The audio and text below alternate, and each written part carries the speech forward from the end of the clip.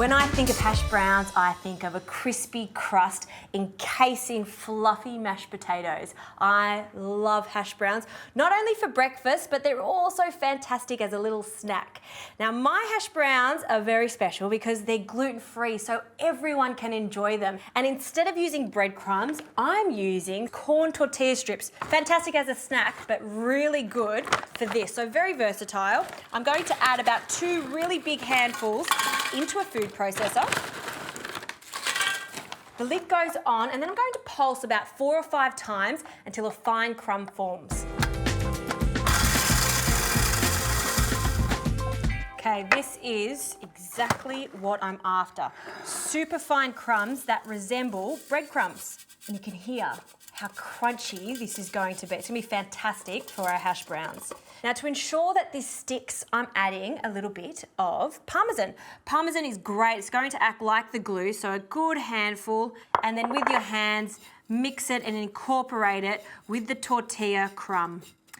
Now that the coating's done, we can get on to our fluffy mashed potatoes. Now, this is just leftover mashed potato from last night. Works perfectly for hash browns, or you can do some mashed potato from scratch. I need to add some flavorings to this. I love the addition of onion powder and garlic powder. I need an extra binding agent. I'm adding a little bit of corn flour and a good pinch of salt and a crack of pepper.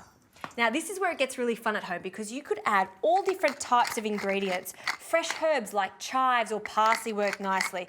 If you want to make these hash browns extra cheesy, by all means, you could add some cheese to the mashed potato. Now, using a fork, combine everything together, and that's the mash ready to go.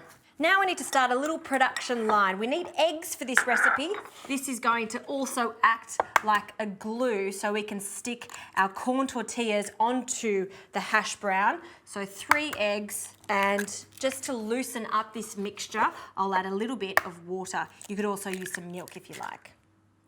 Using a fork, I'll just break up those yolks and give that a really good whisk so the egg whites and the yolks mix together nicely.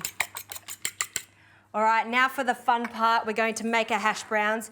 Using your hands, make balls that are around the size of golf balls, and you can get the kids involved. They love doing this. It's very easy to do. Just make sure they don't go near the oil when you start to fry, and then pat that down into a patty. This goes into our egg wash. Drain off the excess egg. You don't want too much egg. And then into our cheesy corn tortilla crumb.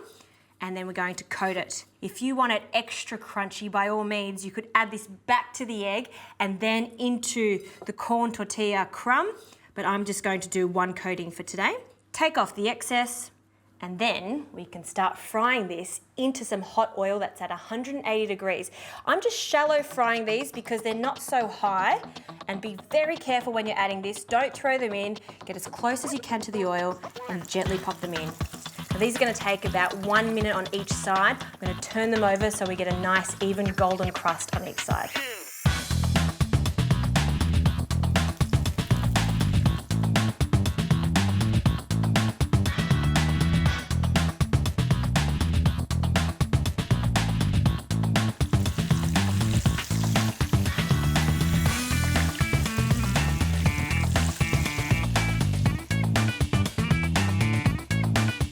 I am so happy with the way these hash browns have turned out. You can see how golden and crispy the outside is, and I just know we've got fluffy mashed potatoes in the centre. And then to serve them up, I like to just pile them up generously on a bright plate, a little wedge of lemon on the side, and lucky I have my Grand's famous tomato relish. I love the addition of this, so just a nice big spoonful.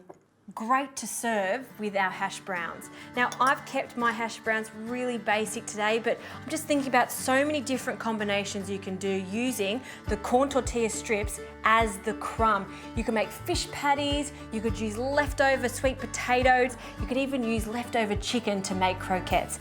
These are sensational, and best of all, they're gluten-free.